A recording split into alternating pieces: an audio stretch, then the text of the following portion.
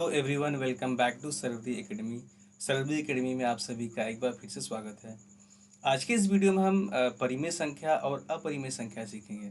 परिमेय संख्या को हम इंग्लिश में रेशनल नंबर बोलते हैं और अपरिमेय संख्या को हम इंग्लिश में इरेशनल नंबर बोलते हैं। ठीक है, सो चलिए वीडियो को स्टार्ट करते हैं। तो पहले हम परिमेय संख्या सीखेंगे कि क्या होता है परिमेय संख्या, जिसको हम इंग्लिश में रेशनल नंबर बोलते हैं। देखिए क्या बताया जा रहा है परिमेय संख्या के बारे में। जिन संख्याओं को भिन्न या अनुपात के रूप में लिखा जा सकता है उन्हें परिमेय संख्या कहते हैं। मतलब कि अगर किसी संख्या को हम भिन्न के रूप में या अनुपात के रूप में, भिन्न क्या होता है मैंने अपने पिछले वीडियो में बना रखा है और वहाँ पे आप जा करके चेक कर सकते हैं भिन्न क्या होता है। अनुपात के बारे में बताया था मैंने।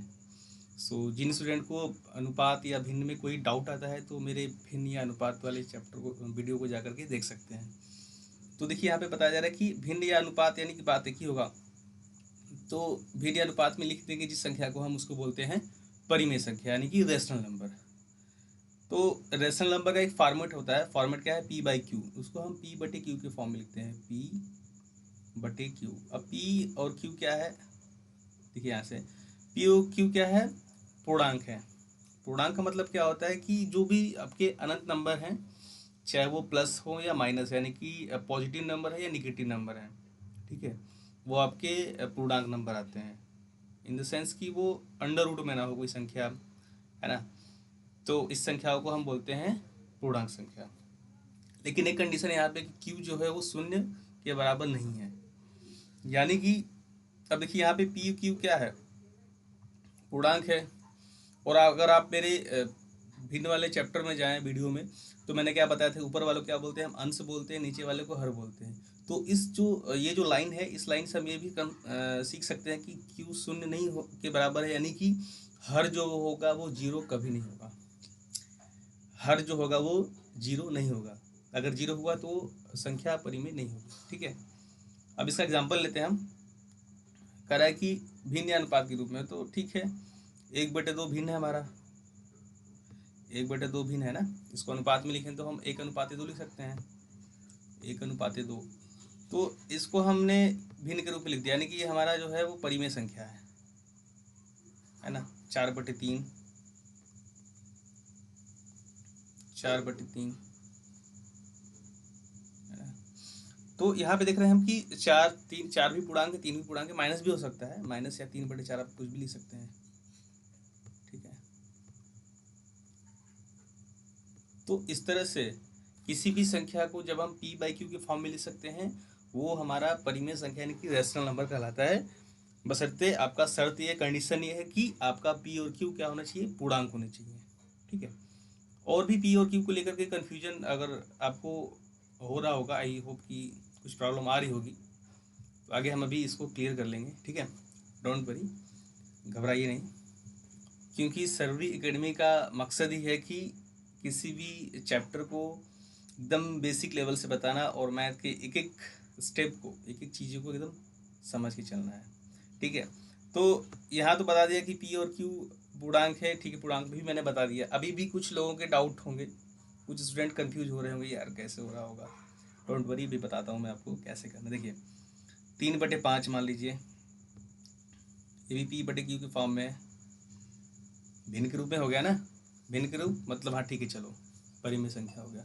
अब ये पी और क्यू का जो कन्फ्यूजन है वो अभी दूर करता हूँ मैं आपका। देखिए पी और क्यू का आप ये समझिए कि एक दूसरे के वो सहअभाज्य मान लीजिए। सहअभाज्य इन द सेंस कि इन दोनों का जो कॉमन होगा ना, कॉमन संख्या वो एक होगी बस। एक के छोड़ करके कोई नंबर होगा ही नहीं, मतलब कि इन दोनों में कोई कॉमन होगा ही नहीं।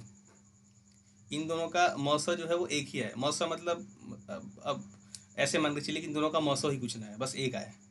दोनों का एचसीएफ नहीं आना चाहिए, कुछ भी एक आना चाहिए बस एचसीएफ।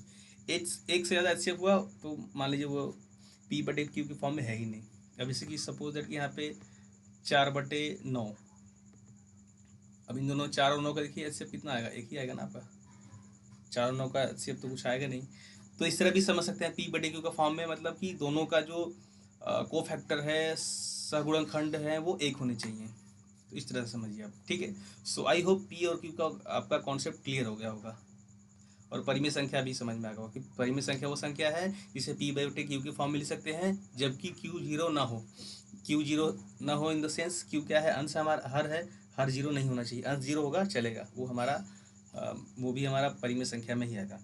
और पी ओ क्यू का मतलब क्या हुआ कि जब भी अंश और हर है इन दोनों संख्याओं का जो को फैक्टर है, को फैक्टर कितना आना चाहिए, एक आना चाहिए।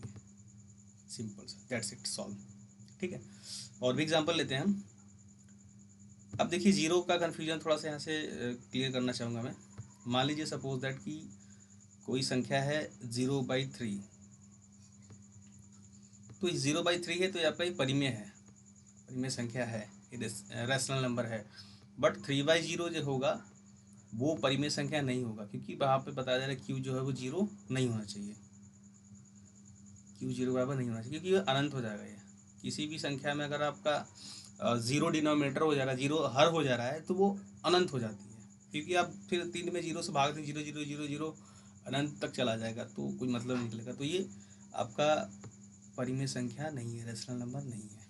ठीक है, कुछ और एग्जाम्पल लेते हैं, अभी इसको अच्छे समझेंगे। ठीक है, अब जैसे कि अब कुछ चीज़ें हैं जो परिमेय संख्या यानी कि रैशनल नंबर में हमको समझना पड़ेगा हमें। जैसे कि अब 2/3 है, 2/3 हमारा परिमेय संख्या है, बट इसको जब आप डिवाइड करोगे ना, डेसिमल जब इसको करोगे आप, तो कितना आएगा आपका 0.666 आएगा, ऐसे 0.66।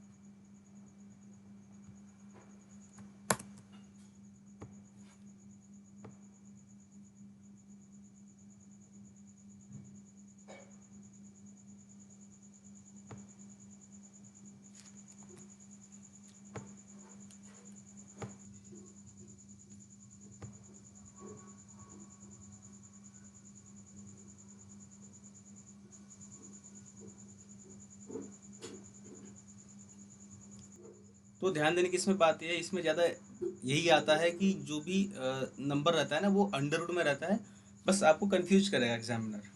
कंफ्यूज कैसे करेगा कि आपको अंडर रूट में ना वो परफेक्ट स्क्वायर नंबर नहीं देगा, परफेक्ट स्क्वायर नहीं देगा वो, ऐसे देगा 3, 5, 7, 11, मतलब आपको बस ना परफेक्ट स्क्वायर देखना है। अगर परफेक्ट स्क्वायर नंबर हुआ तो ठीक है भाई, क्लियर, परिमेय हुआ, अगर नहीं हुआ तो फिर नहीं होगा, क्योंकि ये पूर्णांक ही नहीं है। जब पूर्णांक नहीं है तो फिर कहाँ से रैशनल नंबर होगा। ठीक है, जैसे अब मान लीजिए यहीं पे अगर होता है अंडर रूट 9 या 2 ही मान लीजिए, तो अंडर रूट 9 में पता है अंडर रूट 9 आ गया, 9 किसी नंबर का परफेक्ट स्क्वायर है, इसलिए इसको हम 3 लिख देंगे, 3/2 हो जाएगा, क्योंकि अब ये अंडर रूट 3 थोड़ी है, सॉरी अंडर रूट 9 थोड़ी है, 9 तो 3 हो गया ना।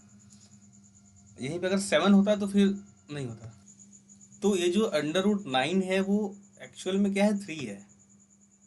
तो 3 जो है वो तो पूर्णांक नंबर हुआ ना। तो इन द सेंस कहने का मतलब ये कि आपको बस अपरिमेय संख्या यानी कि इरेशनल नंबर जब भी दिया जाए कंफ्यूज किया जाएगा, आपको अंडर रूट में किसी भी संख्या का परफेक्ट स्क्वायर नहीं दिया जाएगा, तो समझ जाए कि वो आपका इरेशनल नंबर है। ठीक है, और एक चीज़ इंपॉर्टेंट ये है कि इसमें जैसे कि आपने देखा कि परिमेय संख्या में क्या हो रहा था कि नंबर रिपीट हो रहा था, इसमें रिपीट नहीं होते हैं। ठीक है, और इसके एंडिंग पॉइंट नहीं आते डेसिमल में, नॉन टर्मिनेट होते हैं जिसे बोलते हैं इंग्लिश में। ठीक है, तो इसमें आपके डेसिमल में जब भी जाएंगे तो वो रिपीट नहीं होंगे और इनकी एंड पॉइंट नहीं आता कोई। ठीक है, और एक इम्पॉर्टेंट चीज़ है कि जो आपका पाई जो होता है, पाई ये आपका इरेशनल नंबर होता है। ठीक है, पाई जो होता है हमारा अपरिमेय संख्या होता है। ठीक है, तो ये चीज़ इम्पॉर्टेंट है। सो अगर आपको परिमेय अपरिमेय संख्या से रिलेटेड कुछ भी डाउट है, कोई क्वेरी आती है, तो आप कमेंट कर सकते हैं, मैं आप उस पर वीडियो बनाऊंगा। वीडियो अच्छी लगी तो वीडियो को लाइक करें, शेयर करें, चैनल को सब्सक्राइब करें। Thank you.